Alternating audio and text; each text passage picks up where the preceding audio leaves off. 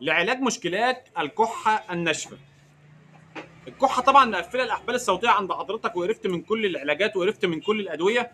تعالى بقى اما اقول لك على الخلاصه يا ريس. بس طبعا قبل ما اقول لك اي شيء، يا ريت تعمل اشتراك عندي في القناه وتصلي على النبي في التعليقات. كل اللي عليك هتروح عند اي عطار وتجيب لي منه كزبره ناشفه. كزبره ايه ناشفه. وادي شكل الكزبره الناشفه عشان تبقى انت عارف انت بتعمل ايه. طبعا الكزبره مش بتتحط في الطعميه او بتتحط في الاكل بس، لا، الكزبره لها فوائد عديده جدا لمشكلات الضغط المرتفع ومشكلات السكر ومشكلات الكحه الناشفه. هتجيب لي كزبره ناشفه، تمام، وتجيب لي ايه كمان؟ هتجيب لي لبان الكندر. لبان ايه؟ لبان الكندر او لبان الذكر، تمام. وتبدا تجيب لي من ده حبيتين كده بين صوابعك، ومن ده حبيتين بين صوابعك، وتبدا تغليهم في كوبايه ميه كبيره وتشربهم مرتين يا ريس يوميا. ما تنساش المتابعه وحركه الاكسبلور وتصلي على النبي في التعليقات. سلام.